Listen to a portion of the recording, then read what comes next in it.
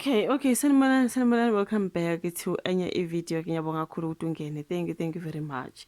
So ngifuna ukukhuluma ke ngodaba lukaBhuti Ngizwe and also uDuduzile Zuma Sambundla. Siyazi ukuthi ugele usenkantolo laphana. I think her trial began when it comes to icala lakhe le lama July riots. Kuthiwa ke ugele is accused of inciting violence when it comes to ke July unrest. Ngiyacabanga ukuthi ngalesi sikhathi uNgizwe naye was actually in the same problem.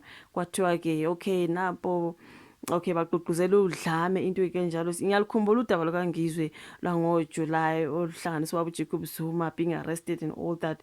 So uDuduzile lona cala ke abekwe lona ke laphana kuthiwa ke ugirl was inciting violence through her tweets, through her social media posts. Ugirl ngathi wayegqugquzela abantu ukuthi angazi abenze okubi, you know what I mean. So ke phela kuthiwa ke during that particular looting and ziningi into ezamosheka, even impilo zabantu zalahleka. That's why ugirl nje ebekuyicala. So kuthiwa ke laphana udaba lumayelana ke noDuduzile Zuma Sambundla noNgizwe Mchunu. Kuthiwa bathi bona we've buried the hatchet. uNgizwe Mchunu backs uDuduzile Zuma Sambundla ngase court.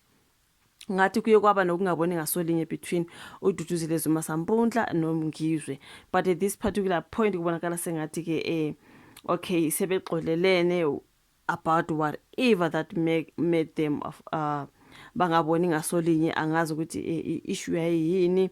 I think I remember ngisizwa or ngibona on social media ukuthi uNgizwe wakhuluma ukuthi okay uDuduzile ngazozalwa uma wase Mozambique kwathini nje unguzuma nje ngoba uyamazi uNgizwe. Angifuni ukuthi ngikhulume ngalo kakhulu, but I think it had something to do with uDuduzile Zuma Sambundla benoDuduzane bezalwa ngumama wase Mozambique ukuthi okay angazi they are not South Africans allegedly ngoba phela uma wabo just like a whole lot.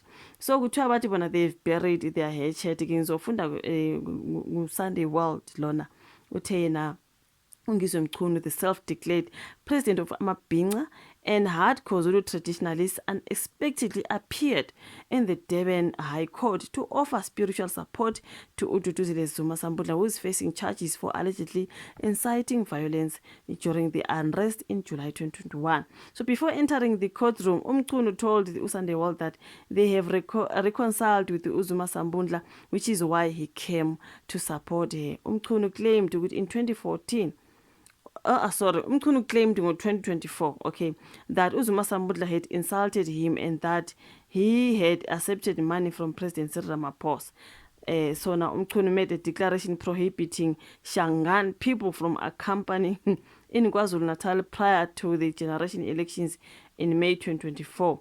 Zuma Sambundla was offended by Mchunu's remark because she claimed that her mother, the late Kate Manchu, was of Shangaan descent from Mozambique. Like being Shilo before. Mchunu stated that the past issues are now behind them and he felt compelled to support her because he experienced similar prosecution and was acquitted in November.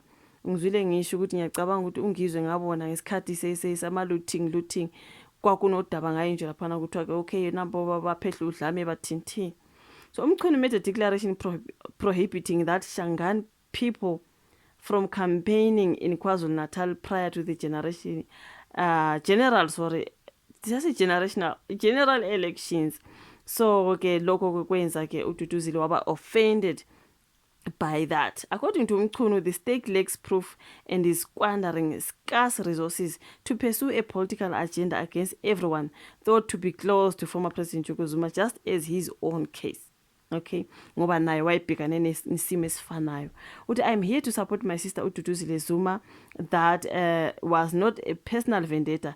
We are now facing a serious situation in which we have all experienced unlawful arrests.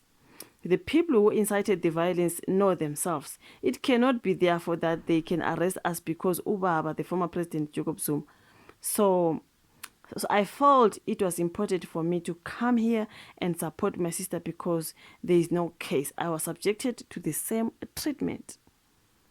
So he insisted that the state is being wasteful by prosecuting uDuduzile Zuma.